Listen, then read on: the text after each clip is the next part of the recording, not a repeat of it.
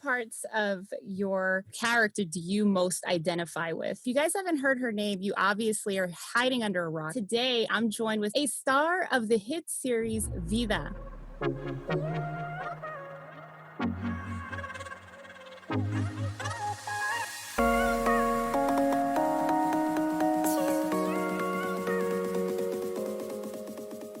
You're listening to Empowerment and All That podcast, your favorite podcast for women's empowerment, hosted by Rita Bautista.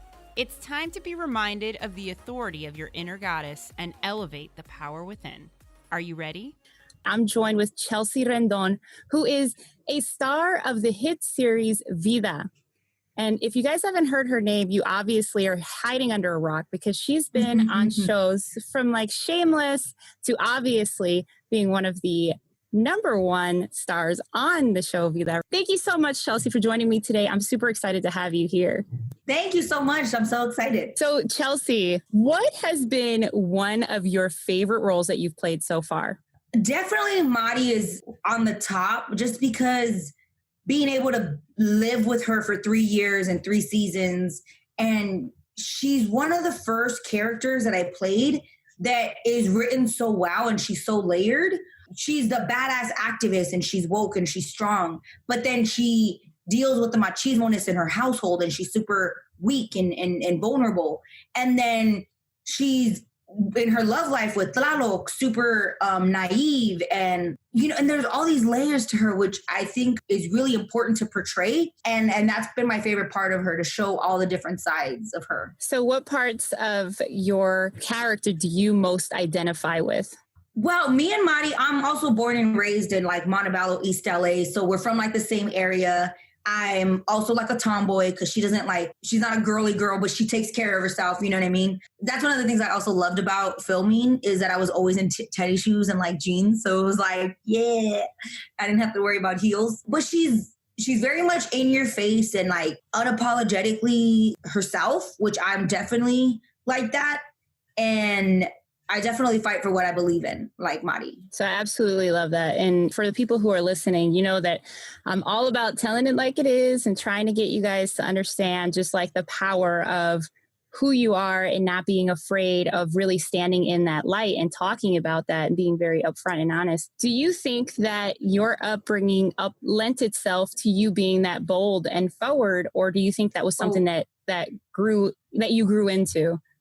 No, totally. My mom is the reason why I'm so strong and independent. My mom raised us as a single mother. My dad was around, but he never lived with us, and we visited with him.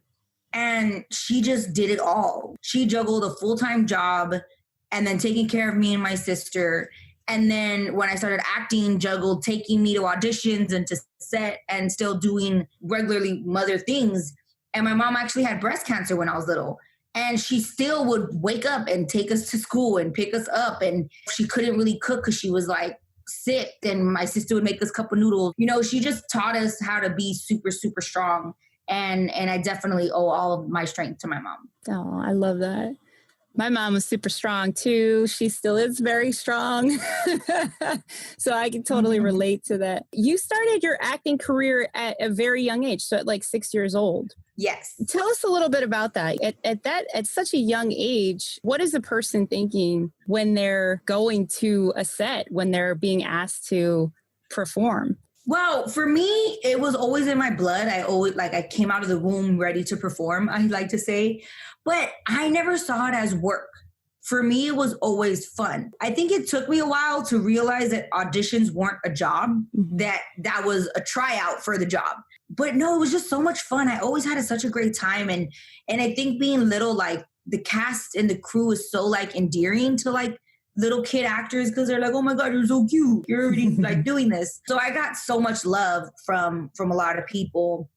And I was just so excited. And it was like a playground for me.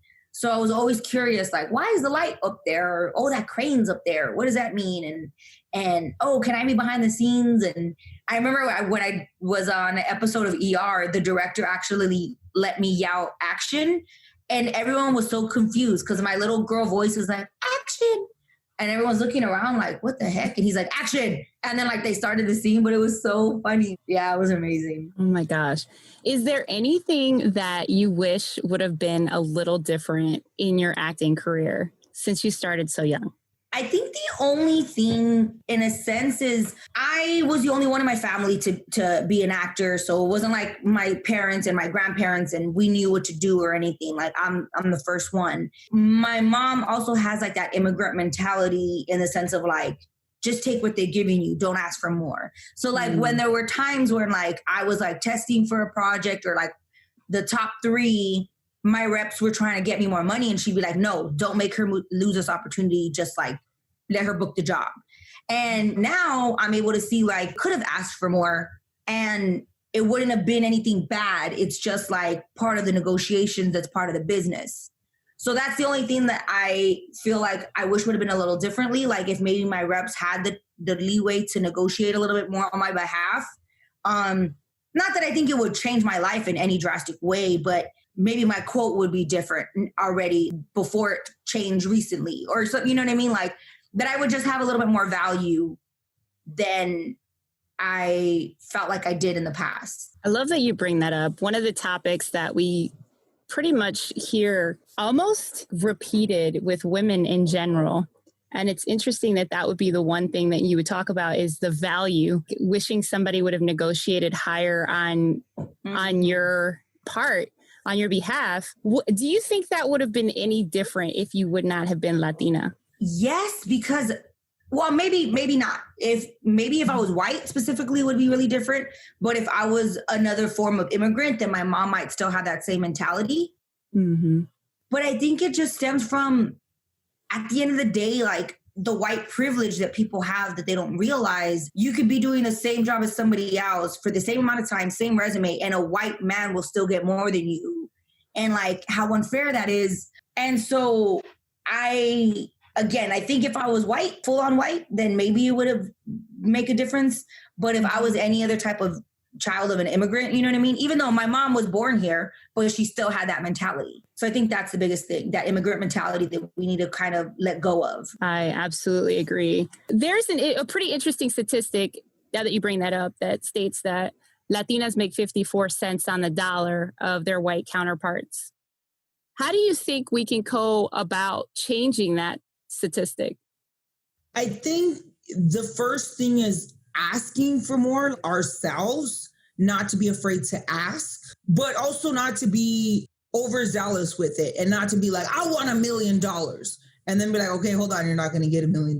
Be reasonable with the ask, but still asking for more. So then when the next person comes up behind you, they have your value to go off of, not this 54 cents. Say you made it to 65 cents, but you're going little by little. And then as time comes, then the next person gets more and gets more. That's what I think that we can do.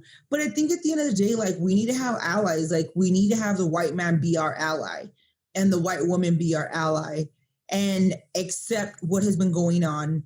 And even though they're not particularly like racist or like against feminism or whatever it is, it's not that you're that, but just saying like, okay, you're a part of it just by being white.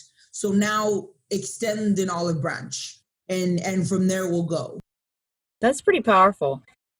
You know, I've been seeing a lot of memes about that too. It's like, what if this year wasn't the year that everything broke down? What if this is the year that we needed to push forward and to make a big change? Like you said, like the whole world. The phoenix rising from the ashes. Yeah. Like the whole world is watching it. What's going on here? The whole world is rioting with us. But see, and then that's another thing. We're not even rioting. It's protesting. But again, that's a thing where like you've been hearing on the news, riots, when it's not fucking riots. But the media doesn't want to cover all the peaceful protests. There's been hella protests going on the last few days. Don't even see them in the news anymore. I only see them on social media from the people at the protests posting about them.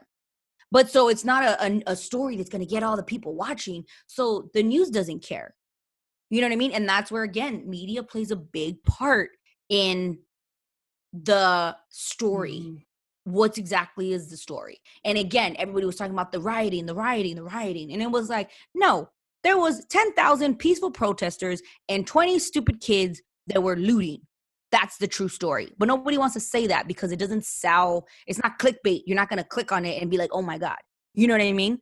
Well, then the danger with that too is you have this huge movement that's called the Black Lives Matter movement, and people are going to the streets, and that's kind of like the fundamental portion of between what happened to George Floyd and then continuing of the conversation. And if you have people on the street saying Black Lives Matter, and then there's the conversation of rioting, people would automatically equate Black Lives Matter with rioting.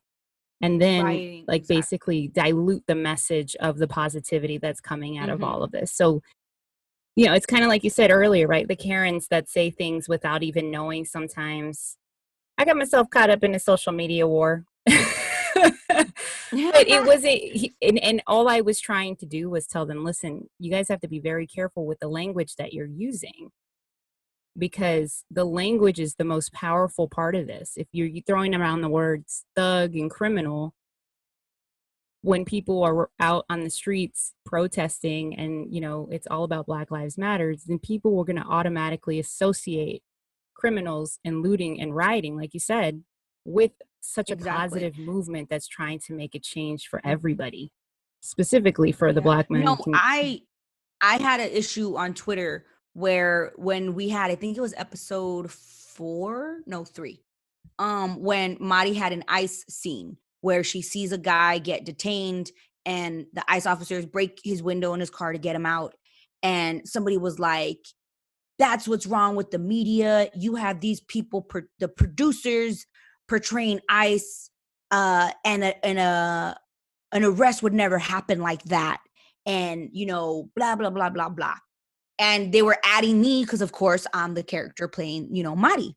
And so they started trying to give out statistics of something that they have a warrant or they have this or this, that, and that 90% of ICE arrests go without harm or blah, blah, blah, blah, blah. And then I responded saying, like, I know people in my actual life that have been detained for riding a bike, that have been detained for going to the police about domestic violence, or going fishing that were detained. So no, your facts are not right. And then we went back and forth, and then it was only like a couple messages back, or like a couple tweets back and forth. But then he said a comment in his tweet that said, racism is a rare occurrence. And then I was like, this motherfucker.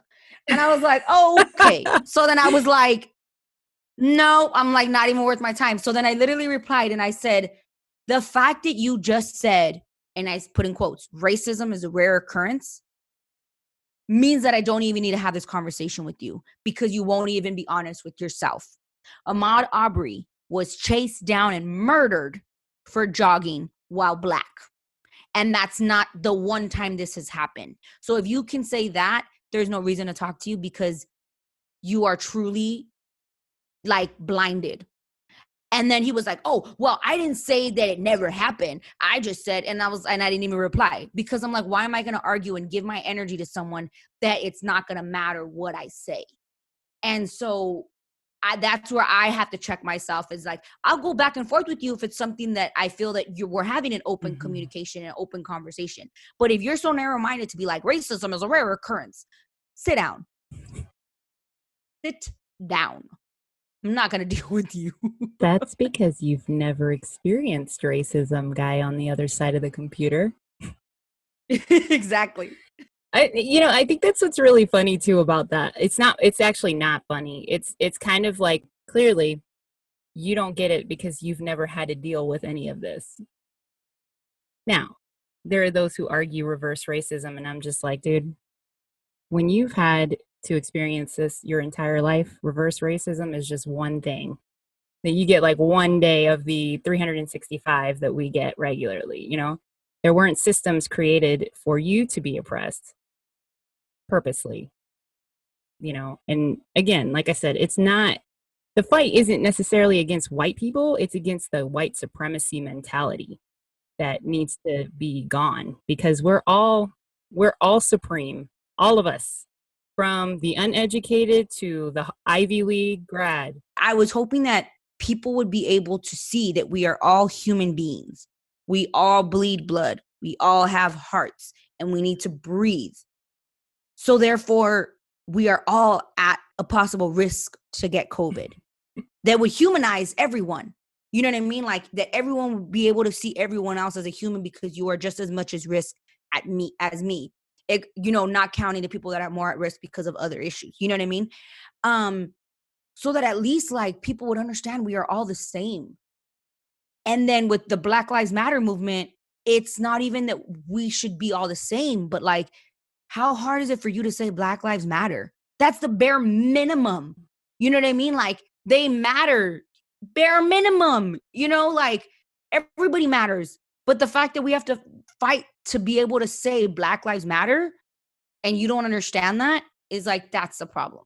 That's the problem with the world. And again, it's not just America, it's with the world because it happens all over the place. But then also Black Lives Matter is not only happening in LA, it's happening all over the place. In London, in New Zealand, and wherever, you know what I mean? Like it was happening everywhere. So police brutality is something that happens everywhere.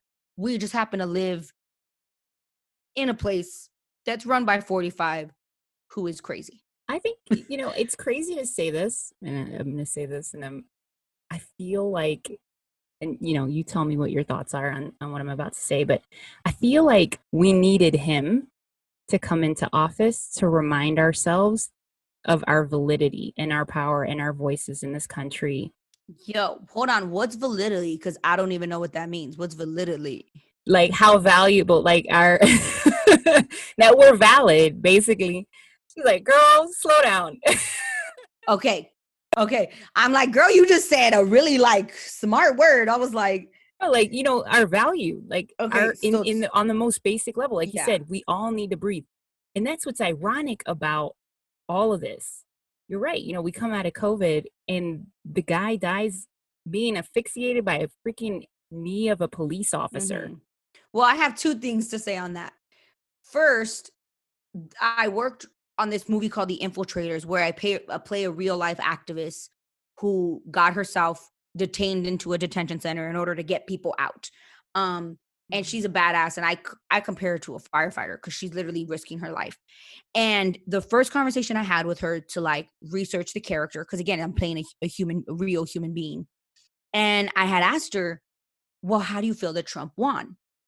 And she was like, I'm glad. And I was like, excuse me? Like, aren't you an activist? And don't you like, what? Like, I was so confused in that moment. And she was like, and I was like, what do you mean? And she was like, I'm glad because this has been swept under the rug for so long. Under Obama in 2012 is the story that we did where it was a for-profit detention center where people getting deported and staying detained for months and years to make money.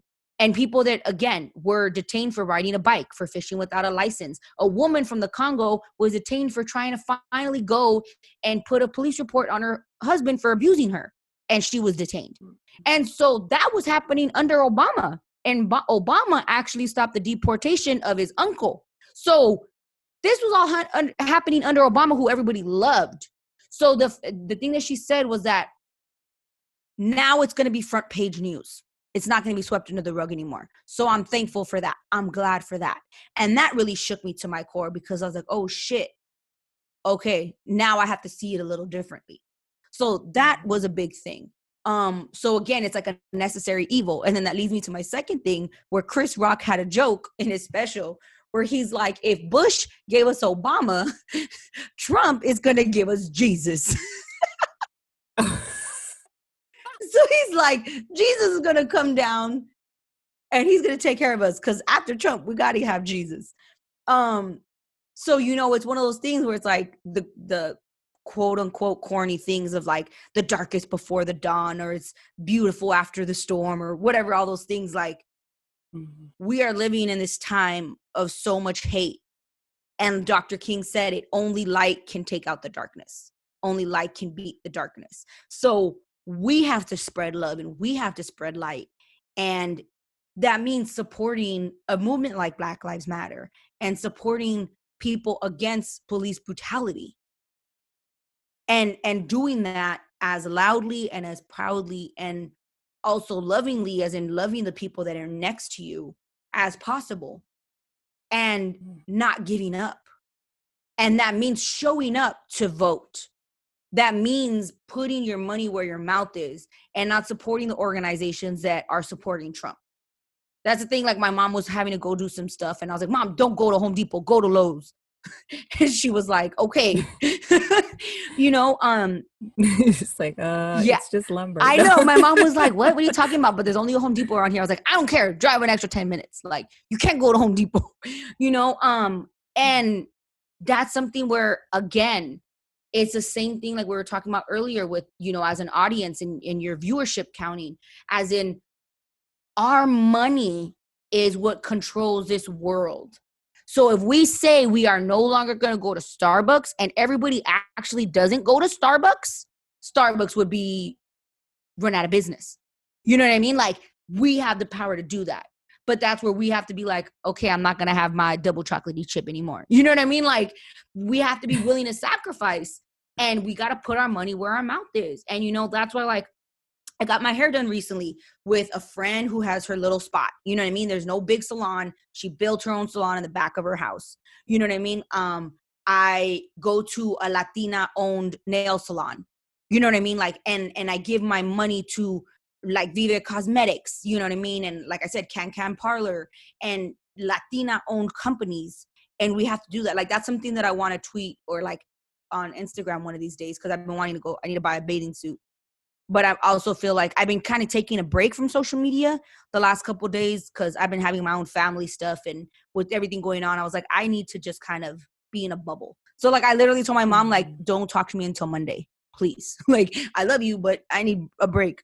So I've been kind of staying on social media, but I do want to ask at some point, like, what are some Latina or Black-owned companies that sell bathing suits? Because that's what I need to buy right now. You know what I mean? And then I want to support. So it's like, we have so much power, and we don't, like, people are talking about like, oh, don't burn down the Target. And it's like, yo, Target's going to build itself back up.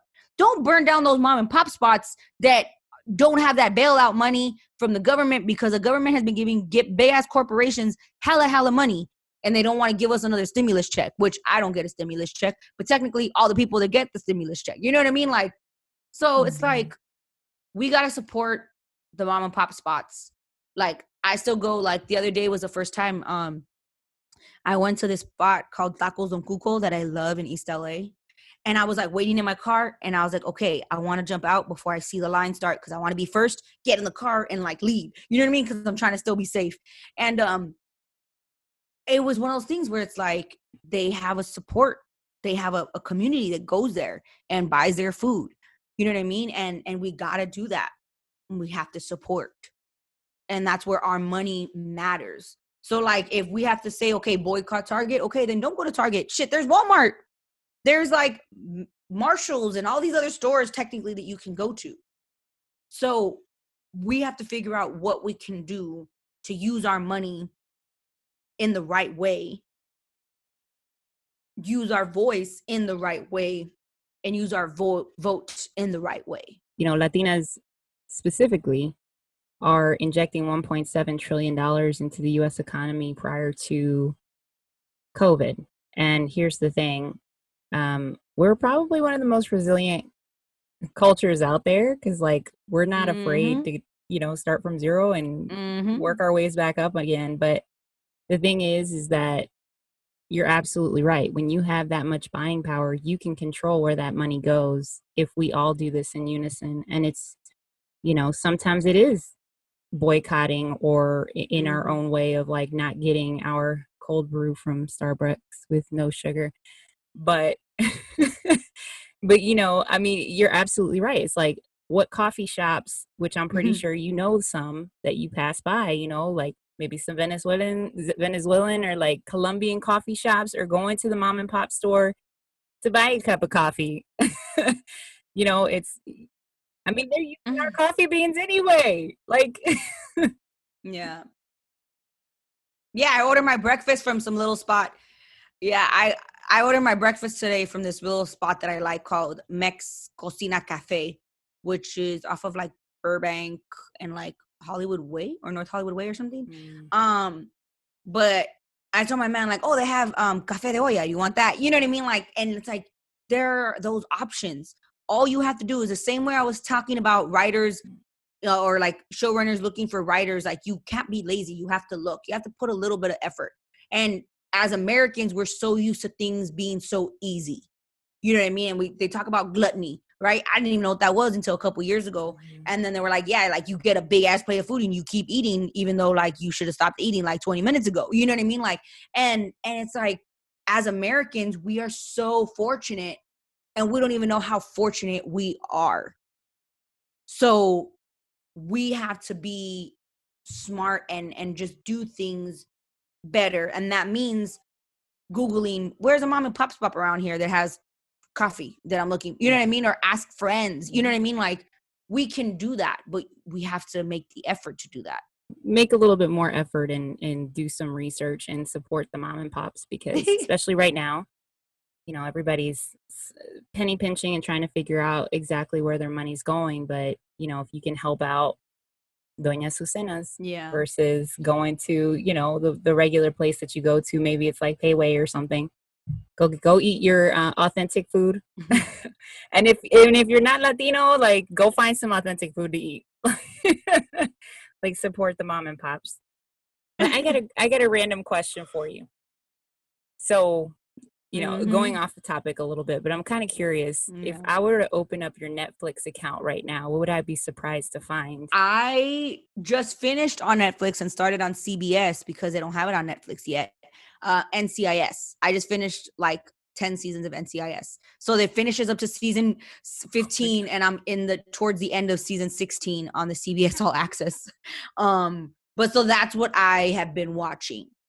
Like, so that's like the biggest thing. The next thing I need to watch is 13 Reasons Why. I haven't watched it yet, but it's because I like to rewatch the season before I start watching it. And my boyfriend's not down for that. Even though he wants to see the new season, he's like, but I already saw the other one. And I was like, I know, but don't you want a refresher, like to remember? And he's like, nah. So then like, we're still on NCIS. So we haven't jumped to 13 Reasons Why yet, but that's something that I want to go to. And it's not on Netflix, but I love Jersey Shore. That's my guilty pleasure. So like, my man's like, I'm losing brain cells sitting here. And I was like, hey, sometimes you need to get a little dumb and like laugh. And next week is like the finale where like there's a big drama that happens at a wedding. And it's just so funny to me. Like, did I escape through that? You know what I mean? Is it still going on right now, Jersey Shore? Well, because they had Jersey Shore. And then now in the last couple of years, they had the Jersey Shore family vacation. So it was like years later, they came back together and they were doing this and doing that. But like, it's like more grown up stuff. So like somebody got married like a year ago, but then somebody else is getting married this year. And then somebody got divorced. And like, so it's still craziness. Cause again, there's people in their like late 30s now or 40s, early 40s, you know what I mean? And having a good time. And it's funny. I mean, I don't blame you though, because everybody has some guilty pleasure. I watch The Real Housewives. I don't do any of that stuff. But it's okay. Like you said, you got to have something that makes you feel normal. Like, you're just like, oh, okay, it's Jersey Shore. It's fun. Like, oh, do you get upset with your man if he starts a show without you, or if you guys are watching something and he watches ahead of you? No, because he knows better than that. Good answer. Oh, man. Well, Chelsea, it's been such an awesome time with you today. Is there anything else you want to talk about? Any projects that you want to let people to know, to keep an eye out for? Yeah. So right now, the movie The Infiltrators, which I mentioned a little bit earlier about the activists, is available to watch online right now at infiltratorsfilm.com. And half of the proceeds go to the immigrant activists that actually got deported when we premiered the movie. And like, it's pretty much retaliation. For being involved with the project. So that's available now, The Infiltrators, at infiltratorsfilm.com. And then in August, I am also in the film The Tax Collector, which is going to be coming out, written and directed by David Ayer, starring Bobby Soto, Shia LaBeouf, George Lopez, Lana Parrilla, myself, Noemi Gonzalez, Cheyenne Hernandez, like just an amazing group of people. And I'm really excited for that to come out. So those are the two things next. And if you haven't watched Vida, catch up. Binge watch with her, y'all. My last question is, if you were to walk outside of your house today and somebody told you that they deposited $10 million into your bank account, how would you spend them? Ooh.